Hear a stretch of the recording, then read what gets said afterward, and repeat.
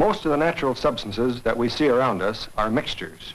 The air we breathe, the fabrics that we wear, the coal that you burn in your furnace, as well as the gasoline in your automobile, are mixtures of many things. But as you know, these substances are all made up of a limited number of elements, about 100 in all, that are shown on this chart. Some of these are very familiar to you. For example, oxygen, sulfur, carbon, aluminum, and copper. But these elements like to react with each other, and so they are generally not found free in nature. For example, iron occurs in many different compounds, such as the oxide, which is a nice red powder, or it occurs as a sulfide. This is very impure. It looks very much like coal. But then there's also this other sulfide, which occurs sometimes in very nice specimens, such as this. This is called pyrite. Note the golden, glistening surfaces. Of course, you wouldn't find those nice pieces very often, but you might find these broken chunks, and if you saw them among a lot of black rocks, you'd be really quite surprised by it. Aluminum, like iron, occurs in many different forms. The pure oxide is a nice white powder, but that is not the way in which you would find it free in nature. I have here some natural aluminum oxide, or bauxite, as it is mined and used industrially. Now, such names as bauxite, or pyrite, or salt, or sand, the common names of substances, give you no clue in regard to the chemical composition. But the chemical names, such as aluminum oxide, or iron sulfide, or sodium chloride, do tell you something about this composition. Furthermore, the chemical names were chosen to tell you whether the substance is an element or a compound. For example, copper, iodine, oxygen, carbon are obviously elements, but aluminum oxide, or iron sulfide, or sodium chloride are compounds. Now, these natural substances which we have here are obviously quite impure. And to get the pure material out of them, we must use some kind of sorting process. For example, I could pick out the pure crystals of iron sulfide out of this, but that would be a rather tedious and long job. In the case of bauxite, I can dissolve the aluminum oxide and separate it from its impurities, and that's the way it's done industrially. But now, how do we identify a substance after we have it separated? Well, the identity of a substance is indicated by its characteristic properties, its melting point, or boiling point, or solubility, or its color, or hardness, or any of a number of such properties. And when the substance is really pure, these properties are very sharp and exact, just as the freezing point of pure water is exactly at 0 degrees. Now, these properties can also be used to distinguish substances that are otherwise somewhat alike. For example, this mineral, pyrite, sometimes called fool's gold because of its golden color and its shiny surfaces, would not be mistaken for real gold if we simply measure its density. Although it is fairly heavy, it is still not as heavy as gold. Let me show you.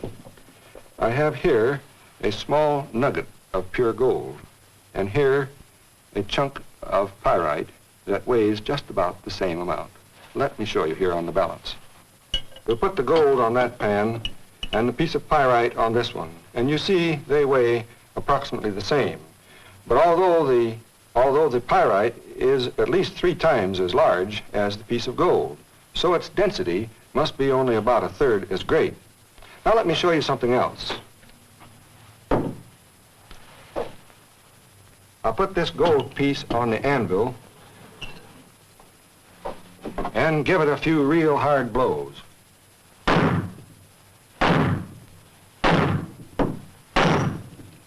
You see, it doesn't break, it only flattens, and indicating that it is a malleable metal. Let's do the same thing now with the pyrite.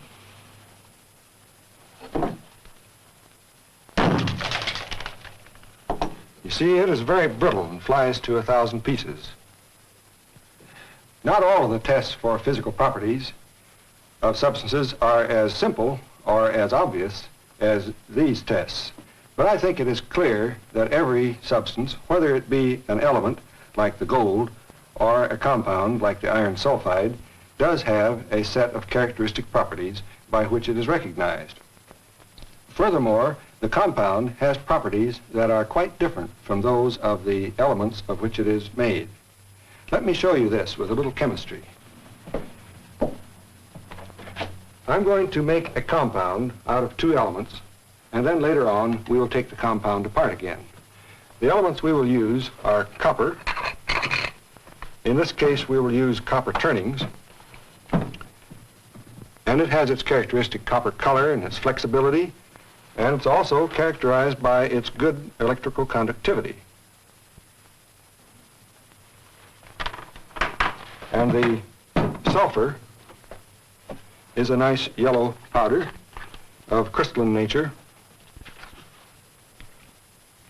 but it's not easy to see the crystalline quality of the sulfur here, so I have taken some and melted it in a test tube and let it solidify so that you can see the nice crystals.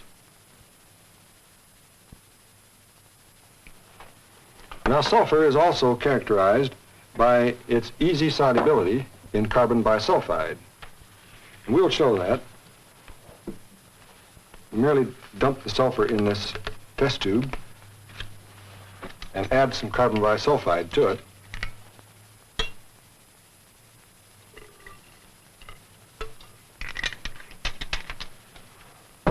And then shake it up for a minute to give it a chance to dissolve.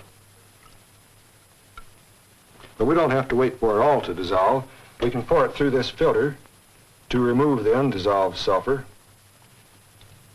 and let some of the clear liquid collect on this watch glass.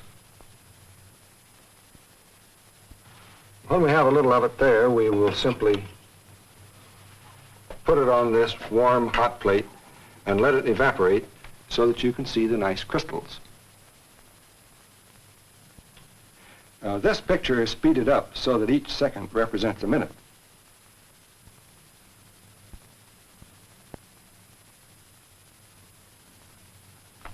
Now there, the first crystals are forming. Now these crystals will have the characteristic properties of sulfur. They will have the sharp melting point, boiling point, and the density and color that sulfur should have. In fact, I can take these same crystals and dissolve them again in carbon bisulfide, and by evaporating the solution, as we've done here, I can get the crystals back a second time. And they will again have the same properties as before. In fact, I can do that any number of times, and I'll always get back the same sulfur with the same characteristic properties. Now, this is characteristic of a pure substance. But now mixtures are different. Let me show you.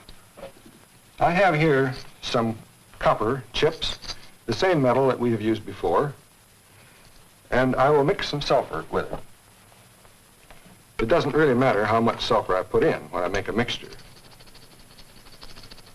See, I have there a mixture of copper and sulfur. I could add a little more if I like, because the proportions are not important in making a mixture. Now, as you readily understand, I could take this mixture apart quite easily.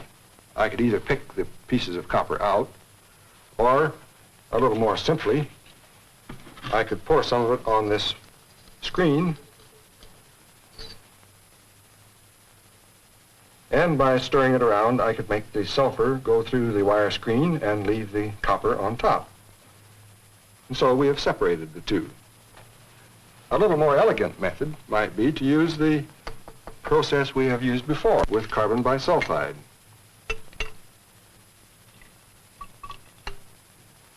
So we pour the carbon bisulfide on the mixture, shake it around a little bit to give the sulfur a chance to dissolve, and then pour the solution on the watch glass. And stand it on the warm plate and let the solvent evaporate.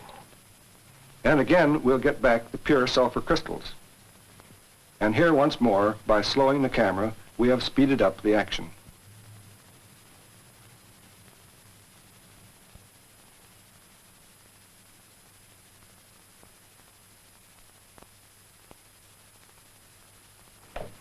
Now, it is characteristic of mixtures that they can be separated by such simple means as this. Now let us make a compound. I'll make the compound out of the same two elements we've been using here by using sulfur and copper, this time in measured amounts. I'll pour the sulfur in the tube and then stuff the copper in on top of it. I'm putting in just the right amount of copper to combine with the sulfur in the proportions in which nature makes these elements combine. Now, I don't really have a mixture here because the sulfur is all in the bottom. But that doesn't matter because to make them combine, I have to heat them. And when I do that, the sulfur will boil up on the copper.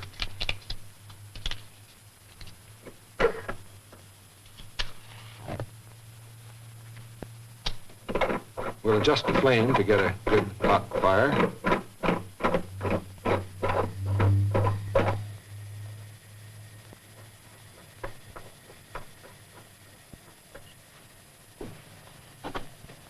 And of course, if it's going to get hot, I'd better put it in this, hold it in this clamp. And I'll warm the tube up gently so it won't crack from too sudden heating.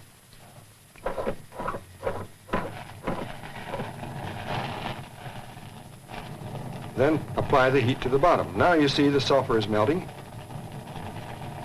changing color, and it's beginning to vaporize.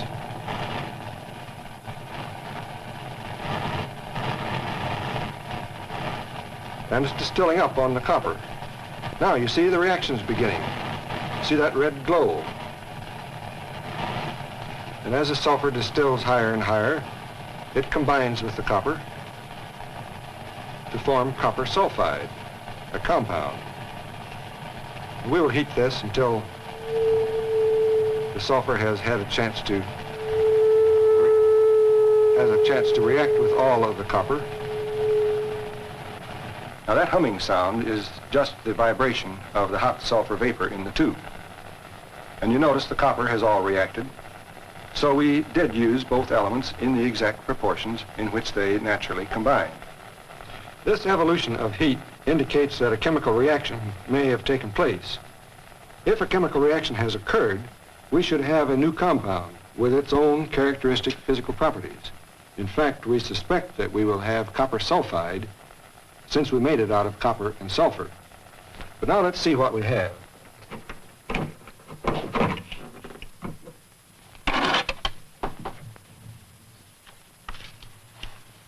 I'll dig the stuff loose, see if I can extract the sulfur out of it. So I'll put a little of it back in the test tube. And use the same procedure that we used before, dissolving the sulfur, if there's any there, in carbon bisulfide.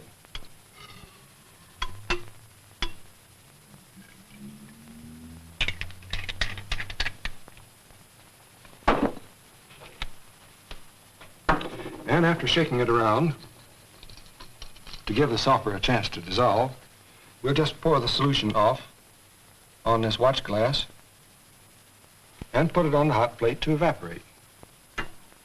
And if it has extracted any sulfur out of this, it should appear on the watch glass.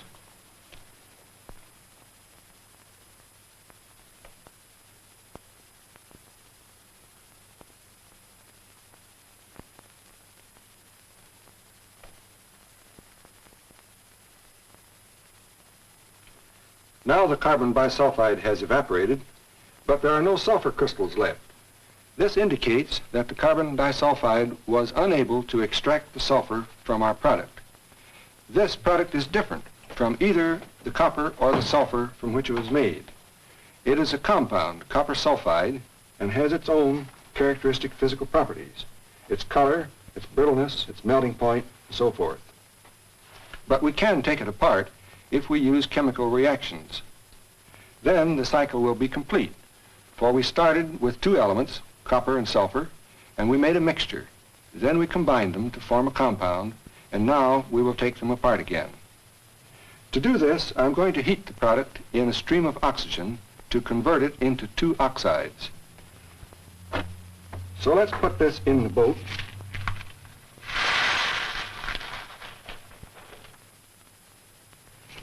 And then put the boat in this glass tube furnace.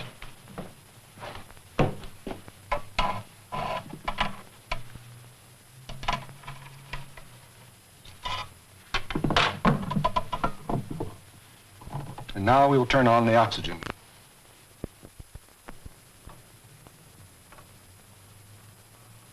Now the oxygen will come through this bubbler, which only serves to tell us how fast it's flowing.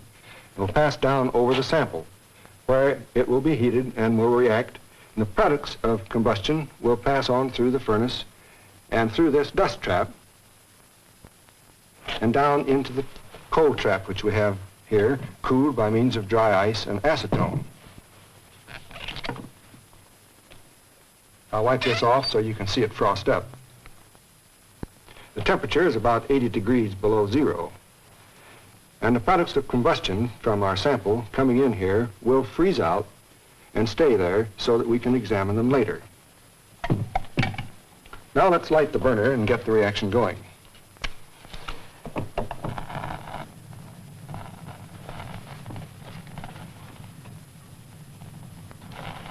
And here again, we are using time-lapse photography.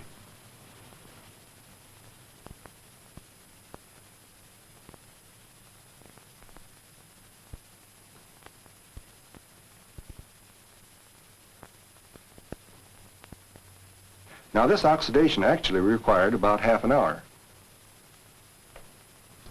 I believe the reaction is complete now, so I'll shut off the burner and let the furnace cool. While it is cooling, let's examine the trap and see what we've made. There you see we have a nice white solid.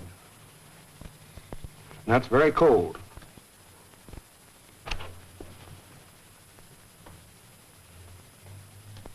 Now it's beginning to melt a little bit. There's a little bit of liquid in there. So while it is melting, while we have the equilibrium between the solid and the liquid phases, let's put in a thermometer and determine the melting point. I'll have to wipe off the frost on the top so we can read the thermometer. It's going down. You can now see both the liquid and the solid.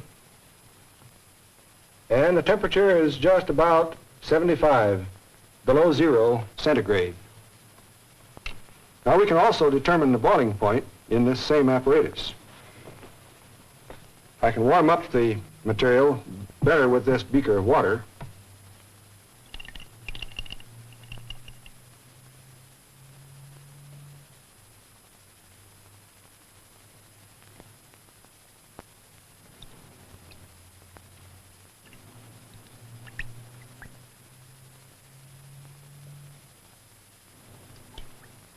Now it's beginning to boil. Bubbles are rising quite nicely. And the temperature is just about 10 degrees below zero. Now those are the melting point and the boiling point of sulfur dioxide. I can smell it too.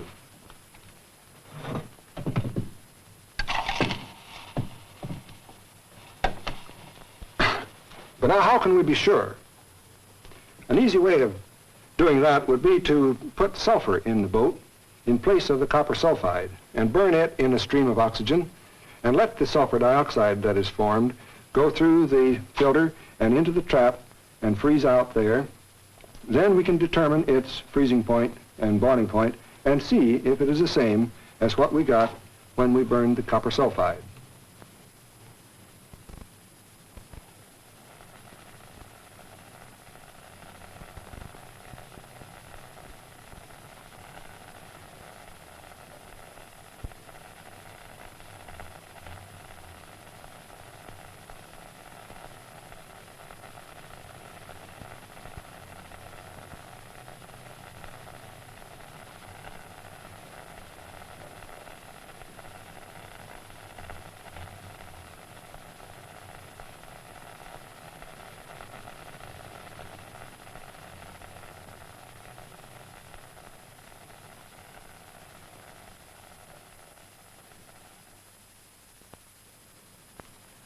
Now let's test the product to see if we've made the same compound.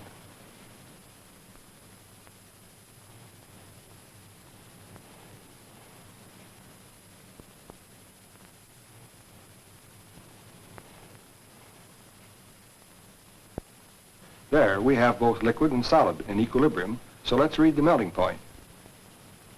Well, it's just the same as we had before.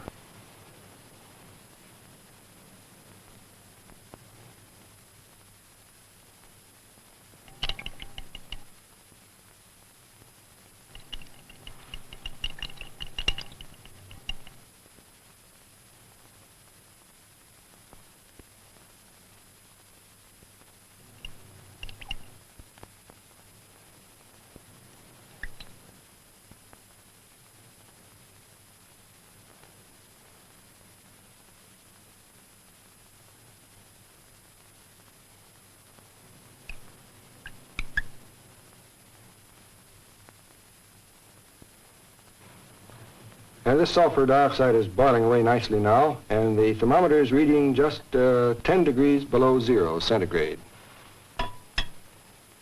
So the boiling point of this sulfur dioxide is the same as what we obtained before. In fact, both the boiling point and the freezing point of pure sulfur dioxide agree perfectly with the boiling point and freezing point of the sulfur dioxide we made out of our copper sulfide. Now, we did not get free sulfur out of the copper sulfide. We got sulfur dioxide instead. But I think you will understand that we really did get the sulfur out of it. This indirect kind of evidence is often used in the study of chemical compounds. Now, what do we have left of the old product? Well, here it is. We know some sulfur's gone, and we suspect that this is now copper oxide. And it looks like copper oxide. It's black powder, like the bottom of an old copper kettle that's been left on the stove too long. Now, if this is really copper oxide, we can easily take the oxygen out of it by heating it in a stream of hydrogen. And for that, we can use the same apparatus we've used before. So let's put it back in the furnace. We'll first take the boat out in which we have heated the sulfur and put our old product back in again.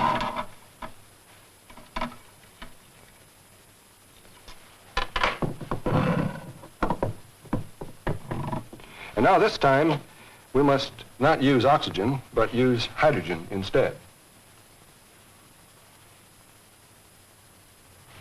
Now, you know that hydrogen mixed with air is a pretty dangerous mixture, so I'd better change my glasses and put on these safety glasses.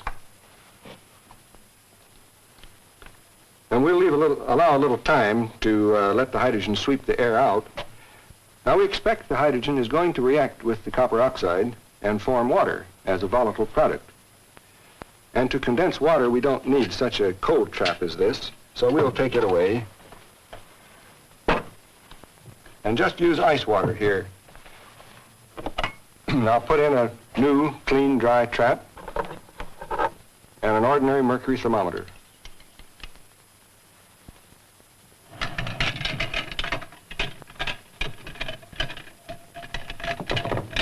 Connect it up to the tube furnace, and now things are all set. Now I imagine the hydrogen has blown most of the air out, so we can light the burner and get the reaction going.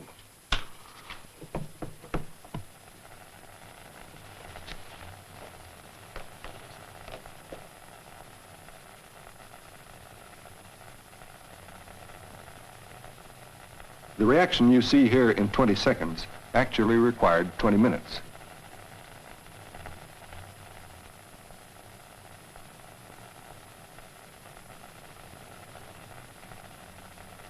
Now let's see what we have. Well, we have a nice clear liquid, which certainly looks like water. But to be sure, we must determine its physical properties. And let's start by measuring the boiling point. So we'll heat it up over the Bunsen burner, but it's going to get kind of hot up here, so I'd better put on a clamp.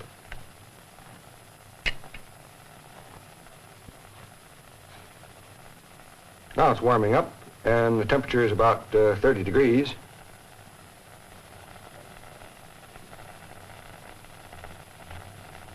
Now it's up to 60.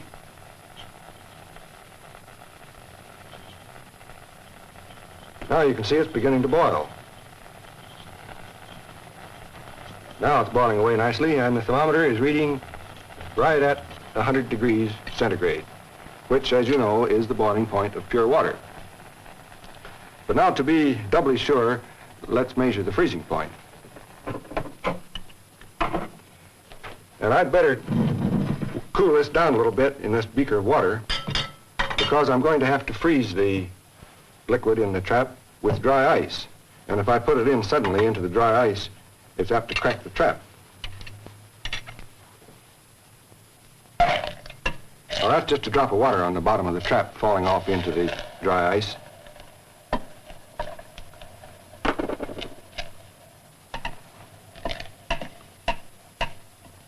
Well, the thermometer's dropping pretty fast. It's down to 40 degrees already.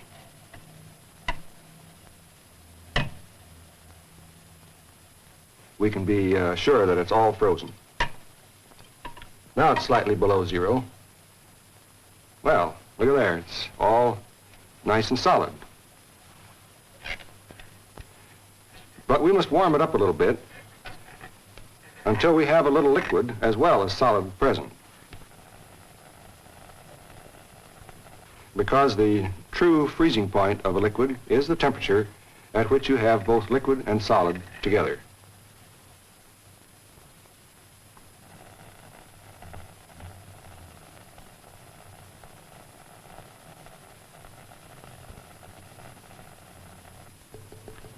Now there's a little liquid beginning to form, and the thermometer is right at 0 degrees. So both the freezing point and the boiling point of this liquid agree with the freezing point and boiling point of pure water. So I think we can be pretty sure that this is water. In fact, I'm so sure that I'm willing to take a taste of it. Yes, that's water, all right. Now the furnace should be cool enough so that we can examine the boat.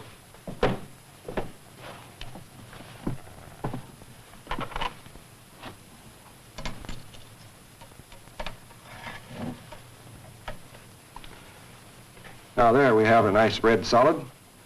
Has the same red color as copper.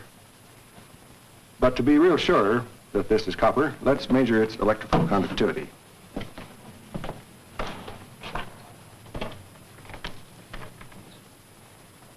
These chunks show good conductivity, just like the copper that we started with. And we see that it's copper colored all the way through. Now, it ought to be malleable also, like copper.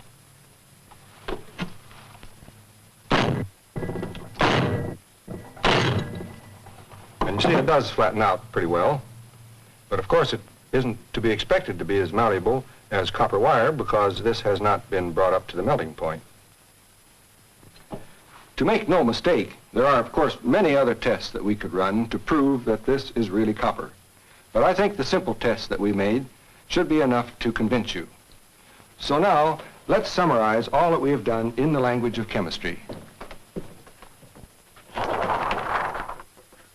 The first thing we did was to prepare a mixture of two elements, copper and sulfur.